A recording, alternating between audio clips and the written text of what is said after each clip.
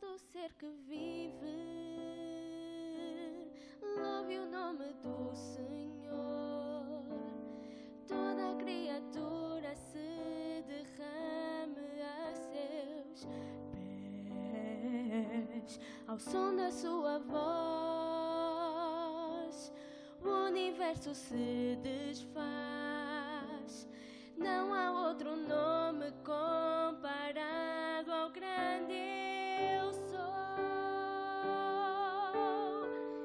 E mesmo sendo pó, com tudo que há em mim, confessarei que céus e terra passarão, mas o teu nome é eterno.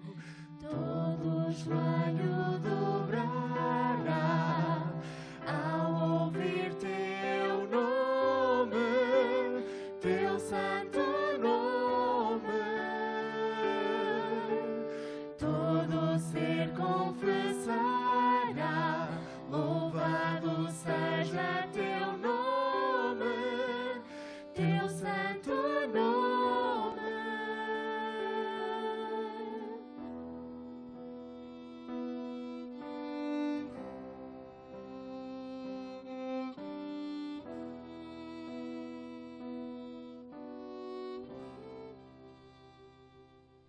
Todo ser que vive,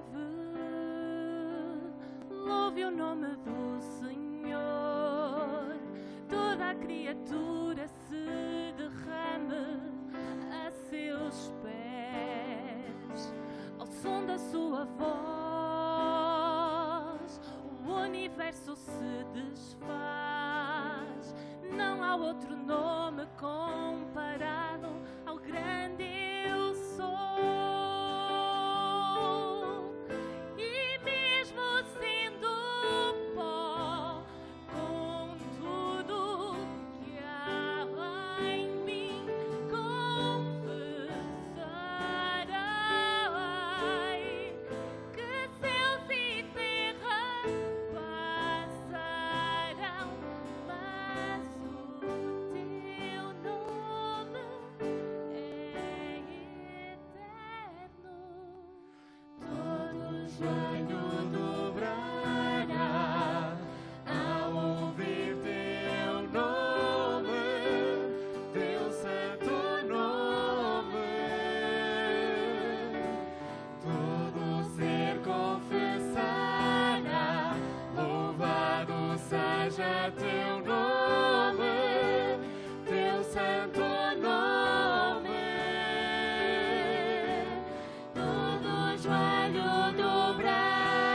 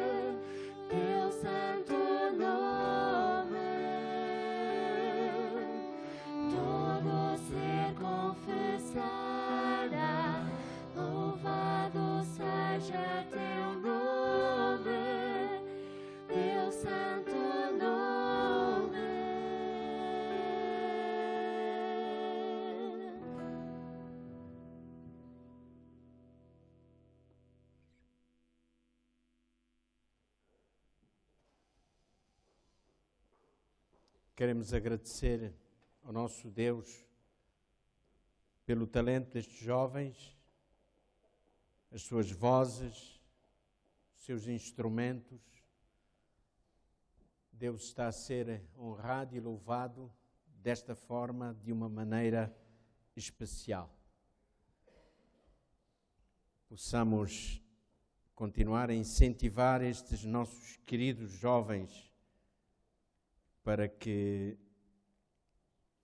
possam, do mais fundo do seu coração, continuar a louvar o Senhor e engrandecer o Senhor desta forma.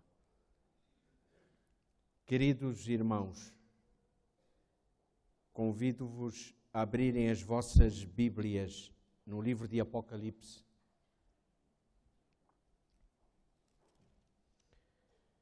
Capítulo 4.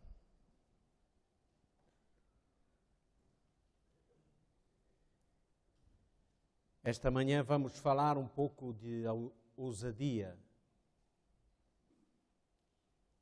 Precisamos de ser ousados.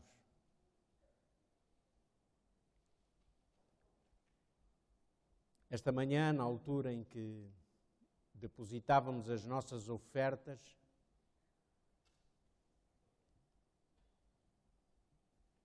foi feito o apelo também para que todos aqueles irmãos que o desejassem, que estão de alma e coração envolvidos com o projeto do livro missionário, pudessem também trazer a sua oferta.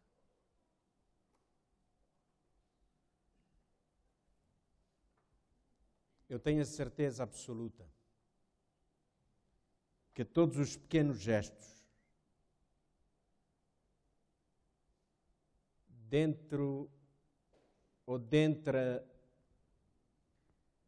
a vastidão dos projetos missionários que possam existir numa ou várias igrejas, ou até numa união, como é a nossa União Portuguesa,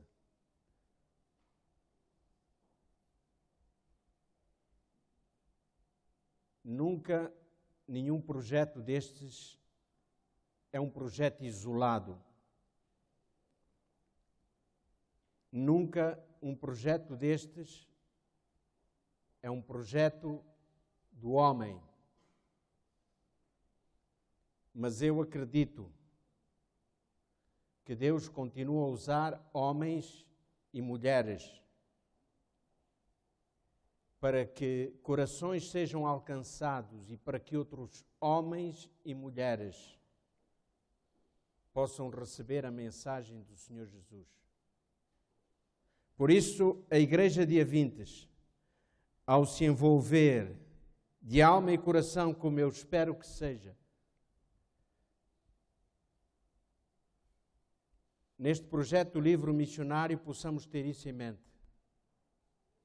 Queremos ao encontro de pessoas que sofrem. Este livro é um livro particular, diferente de todos os livros missionários que tivemos até agora. Eu não posso dizer que é melhor ou que é pior que os outros. Não é isso. Eu posso dizer que foi desta forma que o Senhor nos orientou. E quando o Senhor orienta a sua igreja para um determinado caminho, é porque Ele tem algum objetivo. Por isso, irmão, eu peço à igreja que não sinta receio, mas que se sinta ousada em envolver-se de alma e coração neste grande projeto missionário, neste grande projeto do livro missionário. Certo? Eu estou certo que sim. Que Deus vos abençoe. Se alguém ainda, por qualquer razão, não estava preparado, se calhar, não tinha dado conta, eu quero dizer que ainda está a tempo. Todos nós ainda estamos a tempo. Por isso, irmão, não hesite. Agora sim, vamos ler então. Capítulo 4 do livro de Apocalipse. Vamos ler o texto que começa com o versículo 1 até ao versículo 8. Depois destas coisas olhei, e eis não somente uma porta aberta no céu, como também a primeira voz que ouvi, como de trombeta, ao falar comigo, dizendo: sobe para aqui e te mostrarei o que deve acontecer depois destas coisas. Imediatamente eu me achei em espírito, e eis armado no céu um trono, e no trono alguém sentado. E esse que se acha sentado é semelhante no aspecto à pedra de jaspe de sardônio, e ao redor do trono há um arco-íris semelhante no aspecto a esmeralda. Ao redor do trono há 24 tronos, e assentados neles 24 anciãos, vestidos de branco, em cujas cabeças estão coroas de ouro.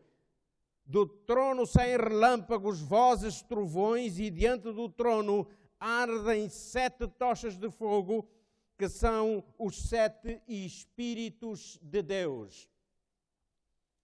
Há diante do trono um como que mar de vidro, semelhante ao cristal, e também no meio do trono e à volta do trono 4 seres viventes cheios de olhos por diante e por trás.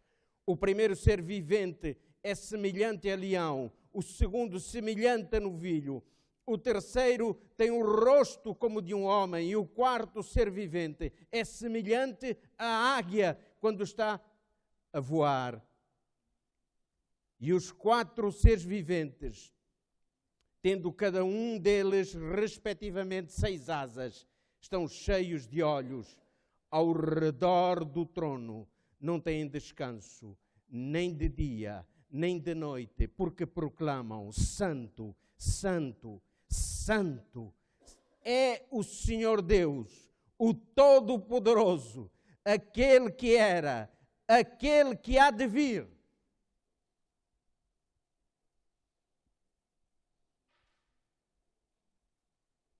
Reparem, irmãos, no versículo 8.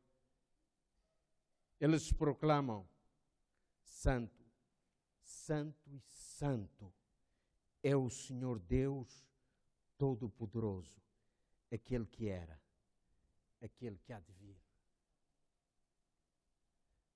Aqui temos um quadro, o relato da grande soberania de Deus.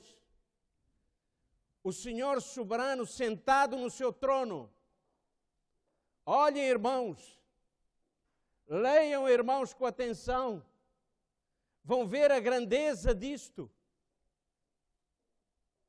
Nós começamos a imaginar, começamos a pensar quando olhamos isto.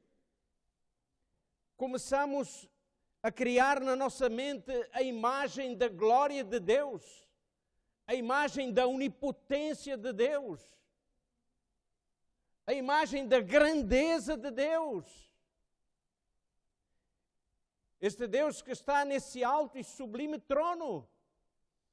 Não foi só João que teve esta revelação, Davi também a teve. Se nós lêssemos, não vamos ler, não temos tempo esta manhã, mas se nós lêssemos no Salmo 99, mas não foi só Davi, também Isaías, se nós lêssemos no livro do profeta Isaías, no capítulo 6, e poderíamos continuar a ler outros lugares, Moisés também a teve, Abraão também a teve. Que privilégio. Temos nós noção da soberania de Deus?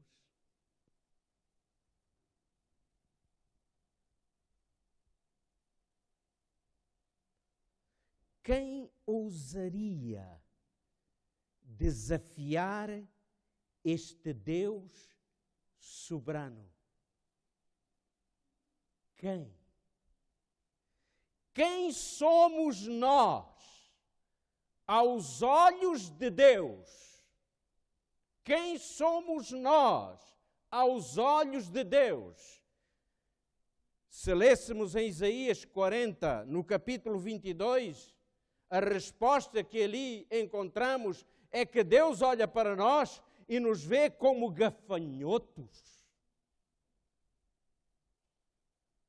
Deus olha para o mundo, vê os seres humanos e diz: são como gafanhotos aos meus olhos. E o que é um gafanhoto? É um inseto. Facilmente o esborrachamos. É possível. Então eu pergunto, se Deus é soberano e justo, por que é que Ele não me destrói? Porque eu sou pecador e indigno, porque eu sou pó.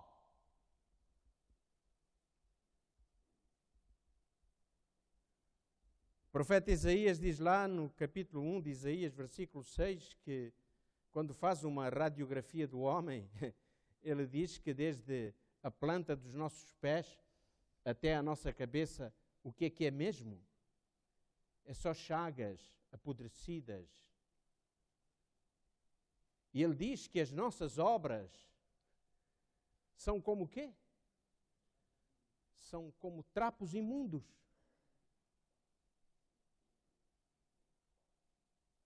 O apóstolo São Paulo, depois, ele diz que não há um justo sequer. Ele diz, não há um só que faça o bem. Ele diz, todos se fizeram inúteis.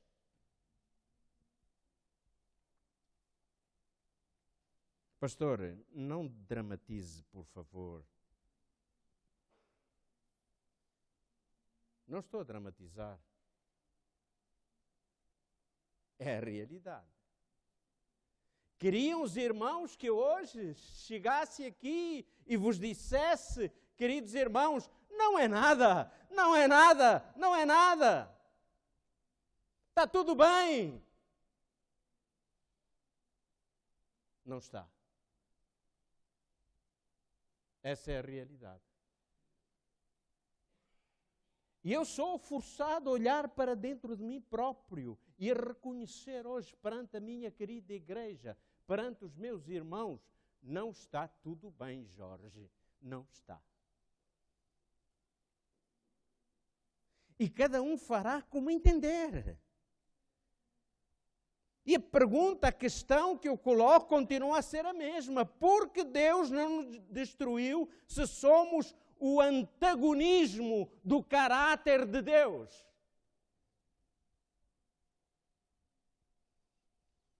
Sabem o que é que merece o ímpio? O que é que merece o pecador? É o que mesmo? É a destruição. É a morte.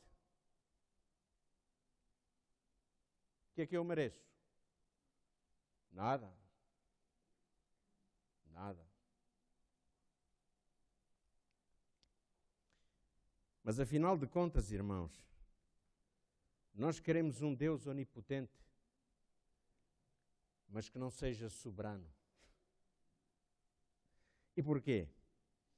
Porque nós queremos um Deus, lá no fundo, que satisfaça todas as nossas necessidades, que seja realmente onipotente para que Ele, na sua onipotência, possa satisfazer todas as nossas necessidades. Então, isto é mais ou menos assim. Eu vou usar a onipotência de Deus e agora eu vou começar a orar e a dizer: Senhor, acaba com a fome no mundo.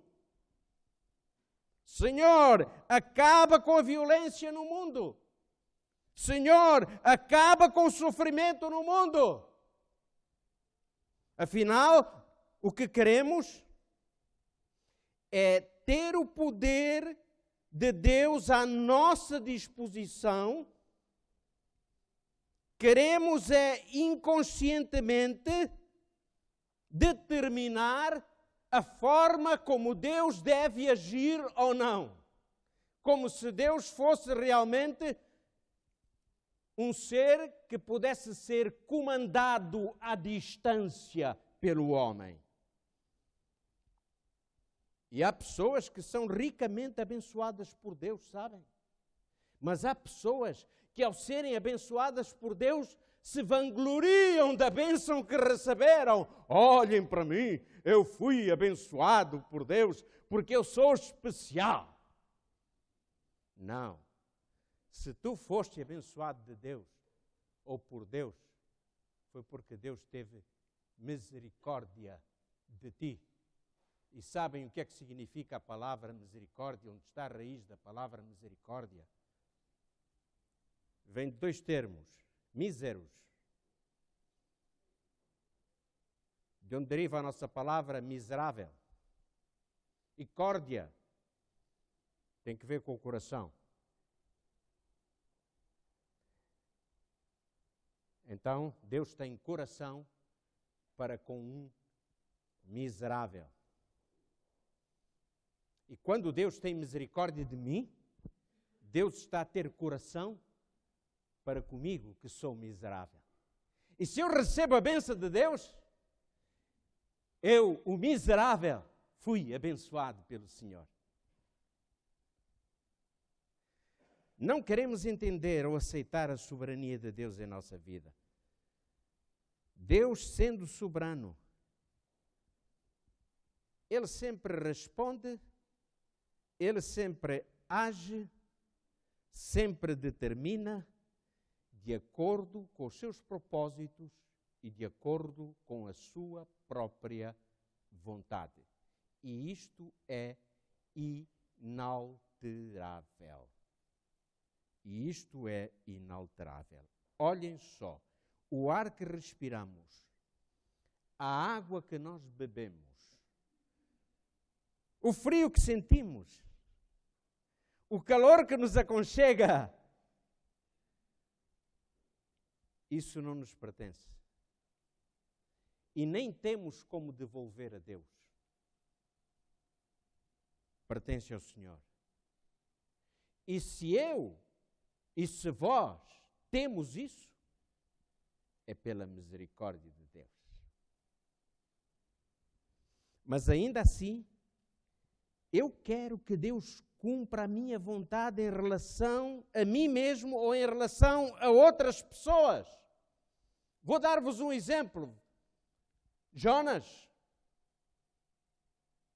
Jonas era uma pessoa muito boa, um excelente homem.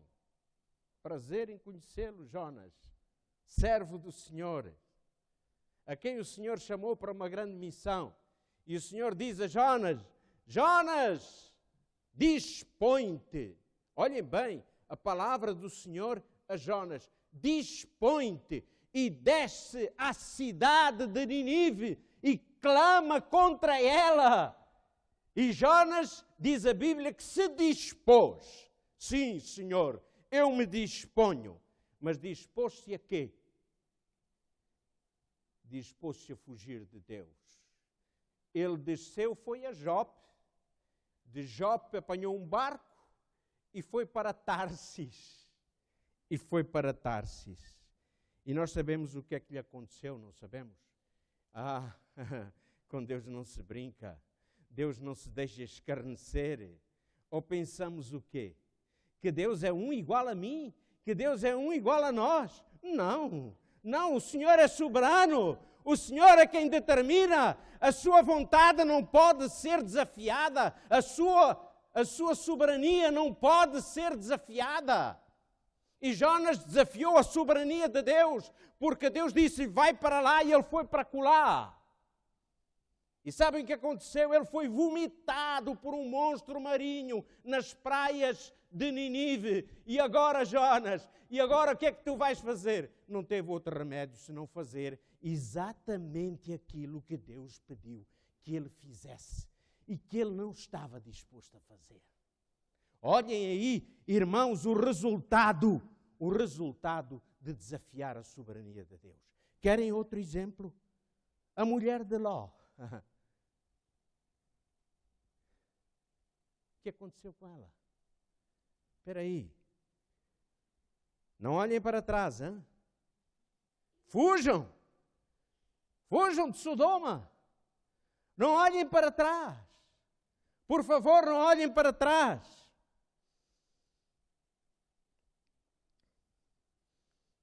O ser supremo daquela mulher, sabem quem era?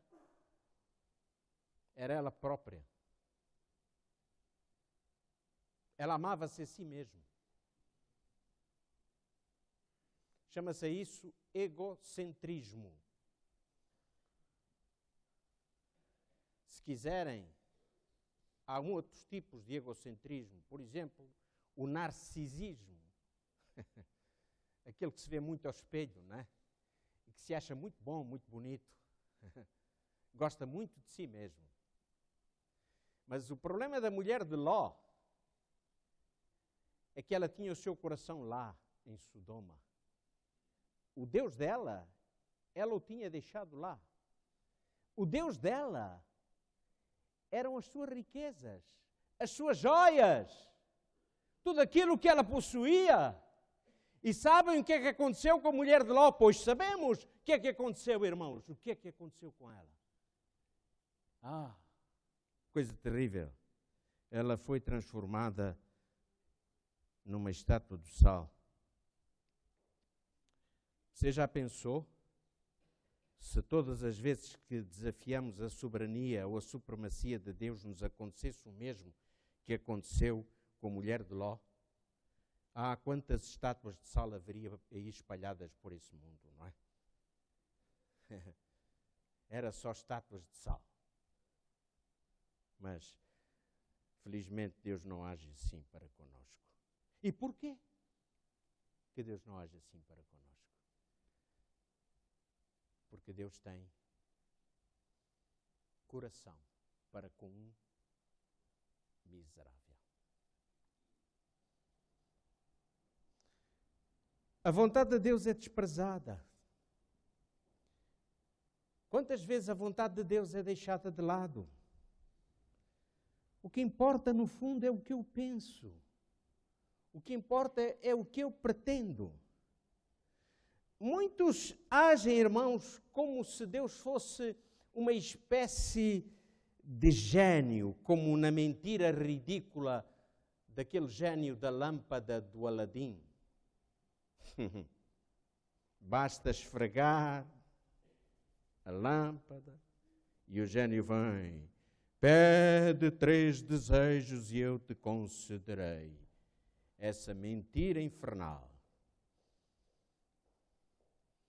Irmãos, nós não podemos usar Deus dessa maneira.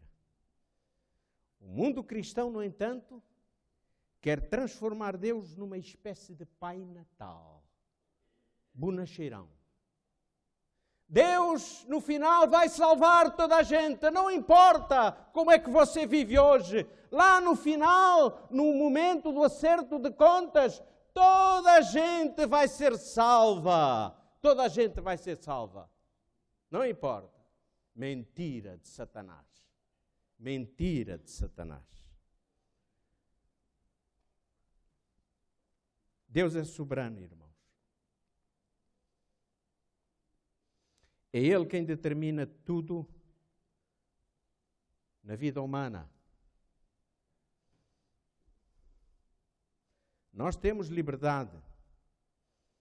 Nós podemos determinar o caminho que quisermos escolher. Podemos, sim. Deus não tira isso de nós. Mas no final, quem vai determinar o nosso destino, a nossa sorte final, não somos nós.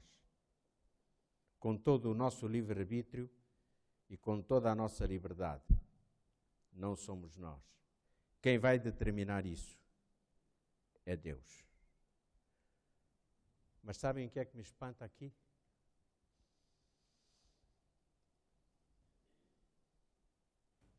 Dramatizei um pouco Quase que eu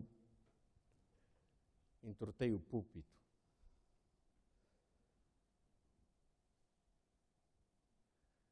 Irmãos, é isto que me faz pensar. Este Deus que é soberano, este Deus que controla o universo, que tem nas mãos todo o poder, que vive no mais alto e sublime trono, que determina a sua vontade para toda a gente. No entanto, é este Deus que quer arrazoar com o homem. Leiam Isaías 1:18. Isaías 1:18. Olhem só o que está ali. Em Isaías, capítulo 1, versículo 18, o texto é conhecido, muito conhecido. Vinde e arrazoemos, diz o Senhor. Olhem o que é que Deus aqui está a dizer para o pecador. Deus, o soberano, Ele olha para o homem lá do seu trono e diz, vem cá, vem discutir comigo, vem, vamos arrazoar, vamos conversar sobre este assunto. E qual é o tema ali da conversa? Ainda que os teus pecados, o problema ali é a questão do pecado. E o Senhor está a dizer, vem arrazoar comigo sobre isso, vem discutir comigo sobre isso. Eu sei, eu conheço a tua vida, não adianta tu esconderes nada, porque olha, ainda que os teus pecados sejam como o quê? Como a escarlata, se tornarão brancos. Ainda que sejam vermelhos, se tornarão como a limpa lã. Vem. Olhem agora outro texto, em Isaías capítulo 40 e no versículo 21. Isaías 40, versículo 21. Olhem o que está escrito ali, queridos irmãos. Acaso não sabeis, porventura, não ouvis?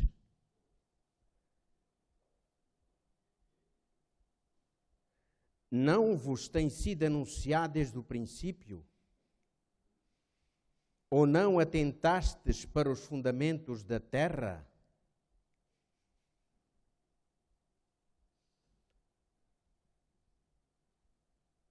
Ele é o que está sentado sobre a redondeza da terra, cujos moradores são como gafanhotos. É Ele quem estende os céus como a cortina que os desenrola, como a tenda que para neles habitar. E agora capítulo 41 e versículo 21. Apresentai a vossa demanda, diz o Senhor. Alegai as vossas razões, diz o rei de Jacó. Olhem, o Senhor olha primeiro para o homem e diz, tu és um gafanhoto. E agora ali no capítulo 41 e versículo 21, o Senhor desafia o homem e diz, vem cá, sê ousado, vem apresentar as tuas demandas, vem apresentar as tuas queixas, alega lá quais são as tuas razões. Deus, como soberano, poderia ser ditador, poderia dizer, olha, eu não quero ouvir-te, e fim de conversa. Mas Deus não faz isso. Deus do seu alto e sublime trono, Ele se inclina perante o homem para o ouvir, para o escutar, para ouvir as suas razões, para ouvir as suas demandas. É isso que Deus faz. Louvado seja o Senhor.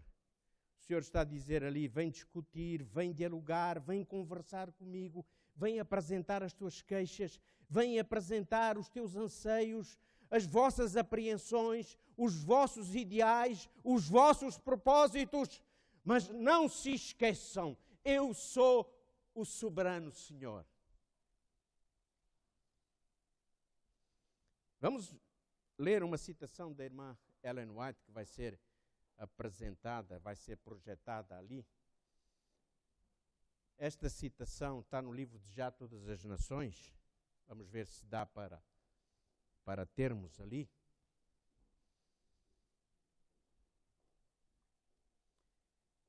É uma citação importante.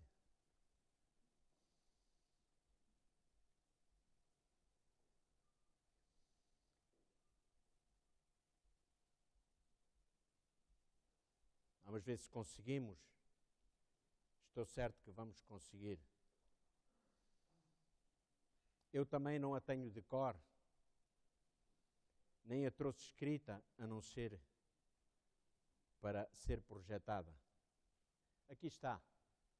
A Bíblia apresenta-nos Deus em seu alto e santo lugar, não em estado de inatividade, não em silêncio e isolamento, mas rodeado de milhares e milhões de seres santos, todos à espera para cumprir sua vontade.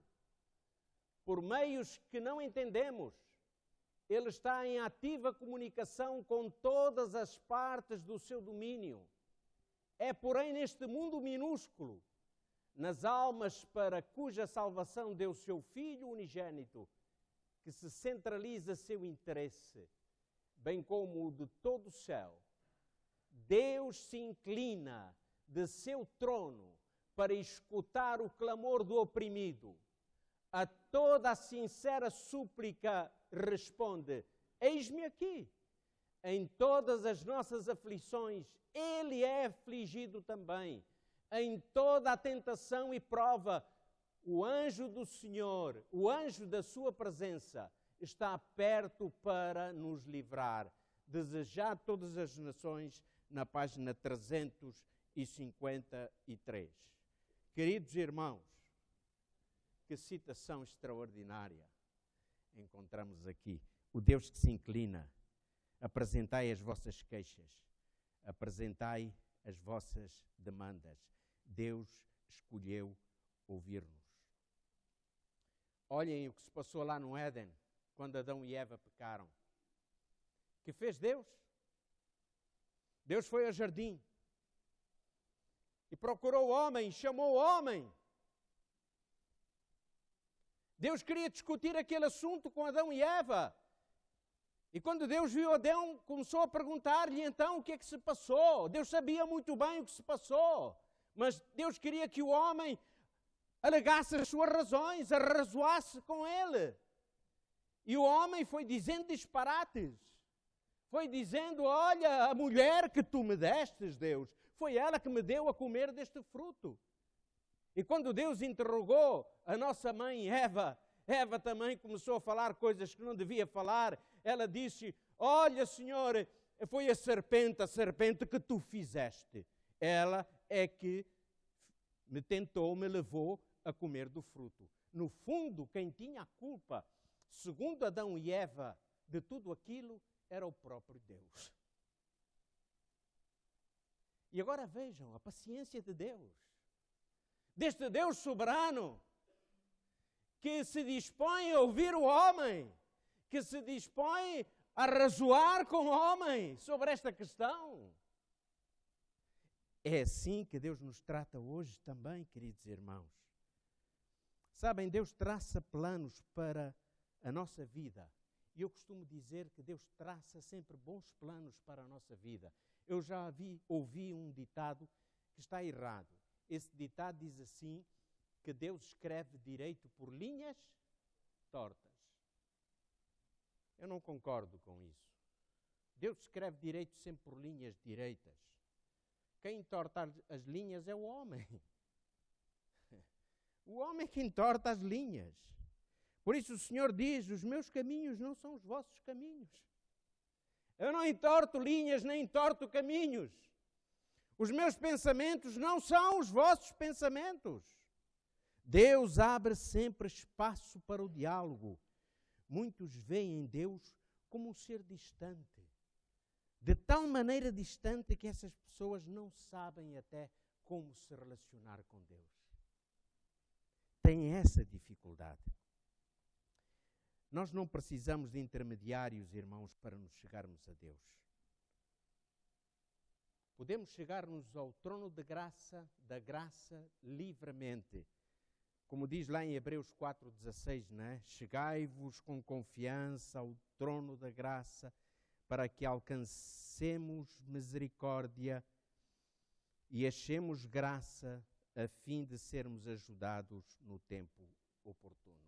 Olhem o desafio de Deus. Este Deus que quer falar conosco, discutir conosco. Como está a tua vida espiritual? Como é que tu vives? Quais são os teus interesses? O que é que está em primeiro lugar na tua vida, no teu coração? A quem amas mais nesta vida? Qual é o teu plano, o teu projeto? É isto que Deus quer discutir comigo. É este assunto que interessa a Deus.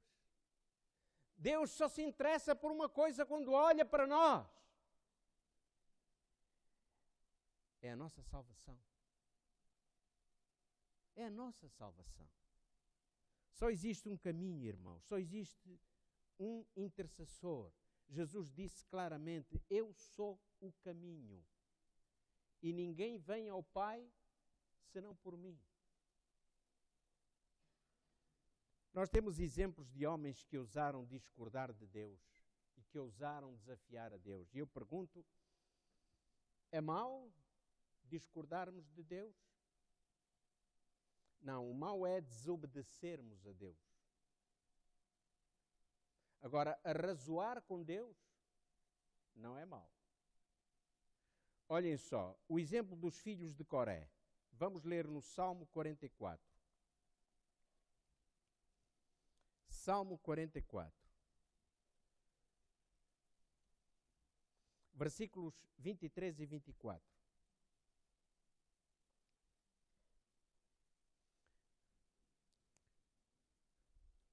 Olhem a ousadia. A isto eu chamo ousadia espiritual. Desperta, porque dormes, Senhor. Desperta, não nos rejeites para sempre, porque escondes a face e te esqueces da nossa miséria e da nossa opressão, pois a nossa alma está abatida até ao pó e o nosso corpo como que pegado ao chão. Levanta-te para socorrer-nos e resgata-nos por amor da tua benignidade. Olhem só a ousadia dos filhos de Coré. Porque dormes, Senhor. Os filhos de Coré sabiam que Deus não dorme, assim como nós sabemos que Deus não dorme.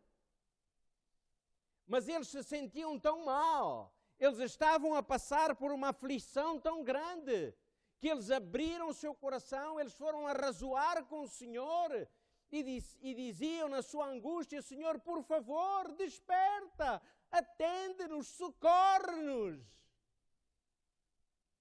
Isso não é pecado. Isto é ousadia espiritual. Irmão, tu já passaste ou estás a passar por uma aflição idêntica em tua vida? Então diga isso a Deus. Seja ousado para com o Senhor. Abra o seu coração e fale com Ele sem medos, com ousadia. Nunca diga o contrário daquilo que o seu coração sente. Porque nós não conseguimos enganar a Deus. Se eu vou dizer alguma coisa a Deus, usar as minhas palavras, a minha boca para dizer algo que é contrário àquilo que o meu coração sente. Eu posso fazer isso falando com uma outra pessoa, com um irmão meu, com uma pessoa qualquer. Eu posso dizer alguma coisa a essa pessoa, mas esconder o que está no meu coração. Com Deus não pode ser isso. Nunca vai acontecer. Por quê? Porque Deus conhece o nosso coração. Deus é onisciente. Ele sabe tudo a nosso respeito. Por isso, seja ousado, seja franco, seja sincero. O que vimos aqui, pela experiência dos filhos de Coré, neste exemplo, foi a sua grande sinceridade para com Deus. Eles abriram o seu coração totalmente a Deus. Querem outro exemplo? Vamos ver outro exemplo. O exemplo de Abacuque. Abacuque, capítulo 1. Sabem onde fica o livro de Abacuque? Não sabem? É já cá no finalzinho da Bíblia.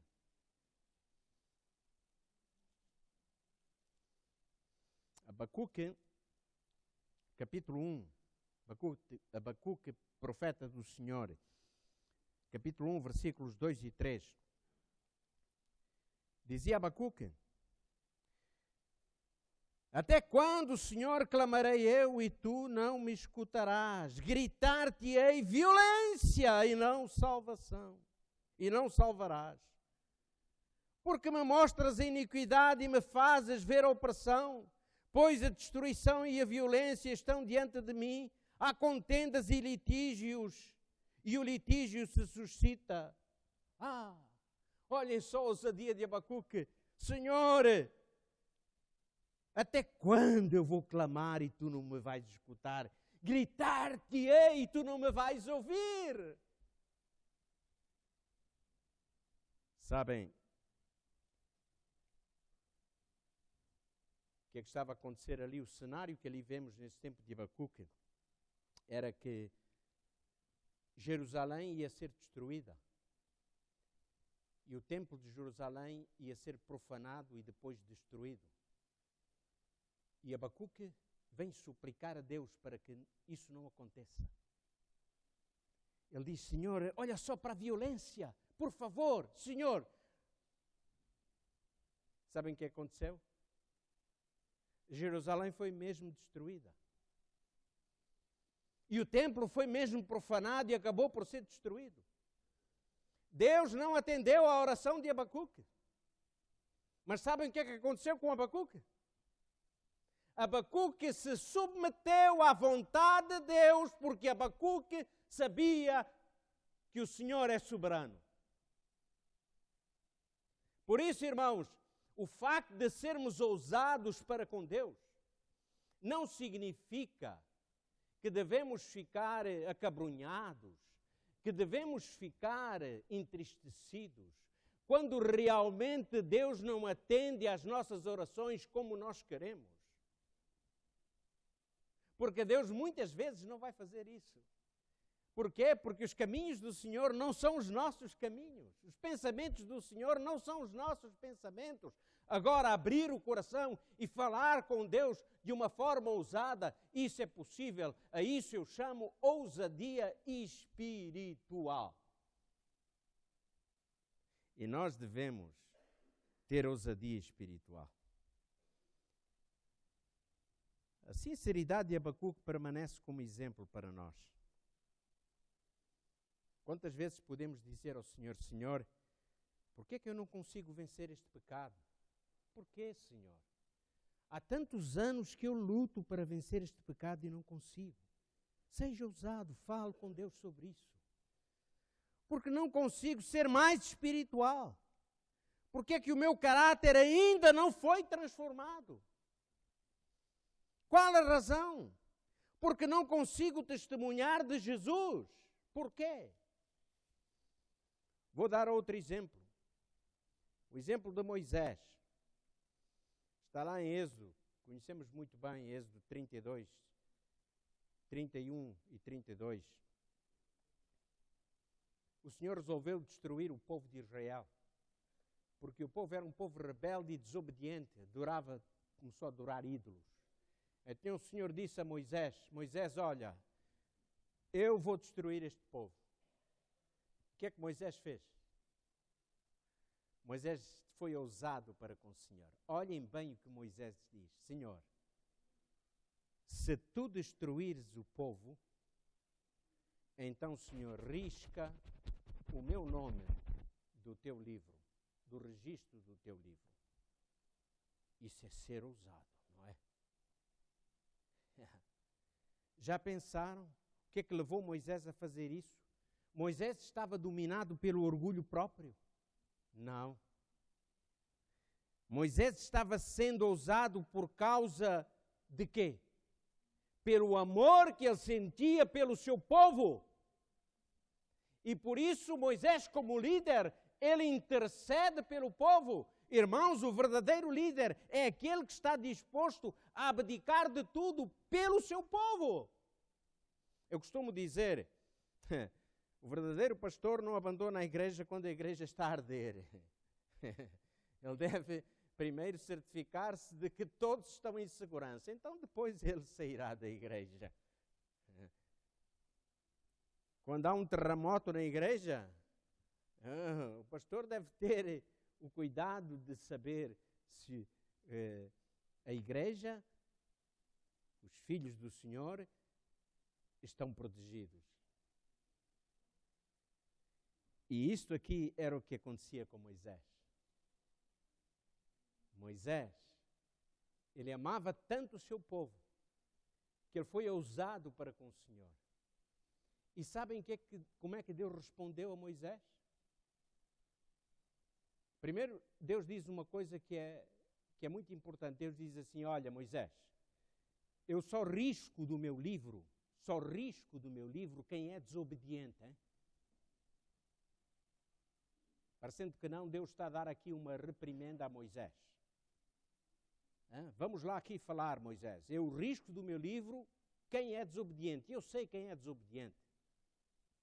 Mas depois Deus, logo a seguir, diz a Moisés, mas está bem. Diz ao povo que continua a marchar.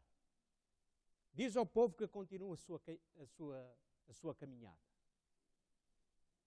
Deus atendeu exatamente ao pedido de Moisés. Não atendeu ao pedido de Abacuque, mas atendeu ao pedido de Moisés. Ambos foram ousados. Deus é que sabe como é que há de atender, porque o Senhor é soberano.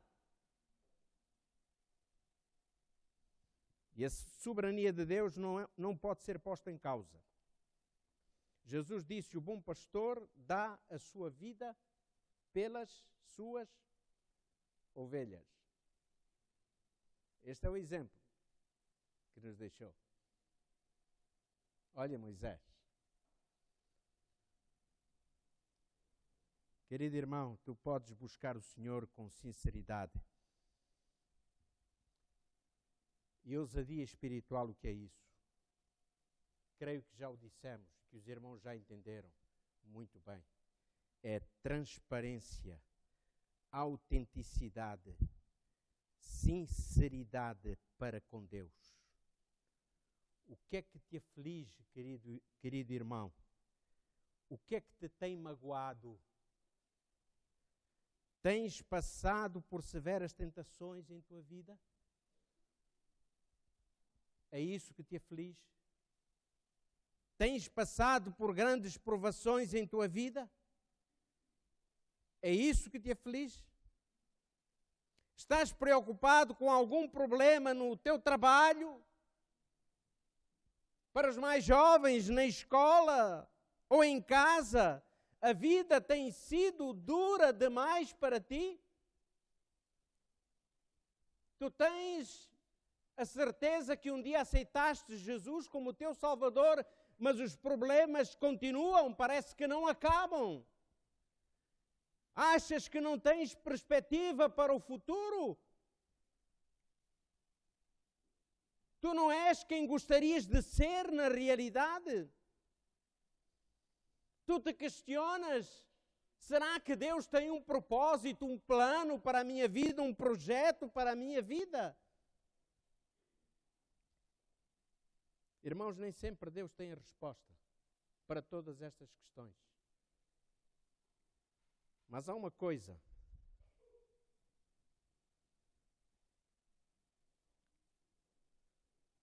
Deus tem sempre um plano para nós. Isso tem sempre um plano para nós. E isso foi escrito com sangue. Quando olhamos para o Calvário, é aí que o Senhor diz, os meus pensamentos são mais elevados que os vossos, meus caminhos não são os vossos caminhos. E eu acrescentaria, o Senhor dizendo, os meus planos não são os vossos planos. O O plano do Senhor para a nossa vida, para a tua vida, querido irmão, tu que passas por aflições e problemas, tu que alguma vez talvez pensaste em desistir da tua caminhada, lembra-te disto, o plano que o Senhor tem para a tua vida foi escrito com sangue na cruz do Calvário.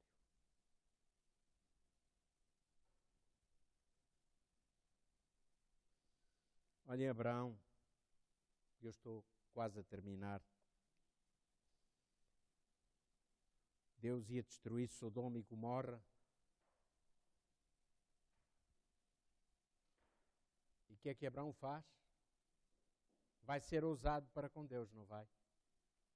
Vai dizer, Senhor, por favor, não destruas, Senhor, não destruas. Porquê? Porque Abraão sabia que quem morava ali era quem? Seu sobrinho, Ló. Olha, Senhor, diz-me uma coisa, se houver lá 50 justos, tu vais ter misericórdia. Está certo, Abraão. Se tiver lá 50 justos, eu não vou destruir. Senhor, eu sei que sou pó, é a expressão que Abraão usa. Eu sei que sou pó, eu sei que nada vale. Mas, Senhor, desculpa, se tiver 45, hein? E Deus disse, por amor aos 45, eu não vou destruir. E Abraão, bom, Senhor, agora estou a ser ousado demais para contigo. Olhem, ousado demais para contigo. Se tiver lá 30, por amor dos 30, Abraão. E parece que Abraão estava a gostar daquela conversa, não é? Porque ele estava a ganhar terreno. 30, já estou em 30. Vou um bocadinho mais além. Senhor, e se tiver 20? Está bem, Abraão, por 20 eu não destruirei. Agora, Senhor, é a última vez que eu te importuno, não é? É a última vez, porque eu sei que tu és o Deus soberano. Eu sei que tu és o Deus onipotente. E eu estou a ser ousado demais para contigo. Deus nunca disse a Abraão, Abraão, cala a tua boca. Porque já estás a falar demais. Porque já estás a ser ousado demais. Deus ouviu Abraão até ao ponto em que Abraão quis falar com Deus. E quando Abraão disse 10 justos, o Senhor disse, está bem, pelo amor dos 10 eu não destruirei. E então Abraão aí pensou, bom, agora também já é demais, não é? E o que é que aconteceu? Deus destruiu mesmo. Porque não havia 10 justos. Olhem no caso de Jó. Jó um dia disse assim, eu queria que alguém se pusesse entre mim e Deus como juiz e julgasse a minha causa. Porque eu não cometi pecado algum. E o próprio Senhor, quando falou de Jó, ele disse, Jó é o meu servo íntegro, reto, que anda nos meus caminhos e que obedece às minhas leis. Por isso Jó disse, eu não cometi pecado algum, mas olhem, eu perdi os meus filhos, eu perdi os meus bens, eu perdi a minha saúde. Mas no fim, sabem qual foi a conclusão de Jó? Jó vai reconhecer a soberania de Deus e vai fazer silêncio no seu coração. Porque Jó diz assim, o Senhor deu, o Senhor tirou. Ele quer dizer, o Senhor é soberano, o Senhor é dono de tudo. Ele é que deu, Ele é que tirou. Então, bendito seja o nome do Senhor. Irmãos, que homem íntegro, que maturidade espiritual. Derramar lágrimas perante Deus. Dizer como Jacó disse, não te deixarei sair enquanto não tiver uma resposta, enquanto não me abençoares. Poucas pessoas sabem, no entanto, o que é isso. Poucas pessoas sabem o que é passar 12 ou 13 horas em jejum, em oração, lutando com Deus. Poucas pessoas sabem o que é também o silêncio de Deus. A soberania de Deus está intimamente ligada com o seu amor pela humanidade. Nem sempre nós teremos a resposta, mas sempre teremos o conforto da parte do Senhor. E eu queria, queridos irmãos, que esta manhã olhássemos para esse Deus que está sentado no seu alto e sublime trono, rodeado de anjos, rodeado de seres perfeitos, que olha para este mundo e que olha para ti com amor. Porque Deus é onipresente, Deus é onisciente, Deus é onipotente. Eu queria, querido irmão, que cada um de nós pudesse sair daqui esta manhã com a noção de que temos este Deus grandioso e soberano, que tudo pode, que tudo transforma, que a sua vontade se cumpre sempre. Mas que saíssemos daqui também com a certeza de que podemos ser ousados para com Ele. Podemos ser transparentes, abrindo-lhe o nosso coração com sinceridade, falando com Ele como Abraão falou, como Moisés falou, como Abacuque falou, como os filhos de Coré falaram, como o próprio Jacó falou, como Jó falou. E que assim nós possamos ver a glória de Deus naquilo que nos acontece em nossa vida. Um dia, eu estava muito longe, a muitos quilómetros, e a minha mãe mandou-me um cartãozinho, na altura em que eu fiz aniversário. Naquele cartão, ela colocou apenas um pensamento. E ela escreveu assim: nunca mais me esqueço. Põe Deus naquilo que fazes e o encontrarás naquilo que te acontece. Esta é a minha oração para com todos. Que Deus seja esse Deus soberano e onipotente, esse Deus onipresente, esse Deus que está no seu alto e sublime trono, seja para Ele a quem possamos recorrer em todos os momentos da nossa vida. É a minha oração.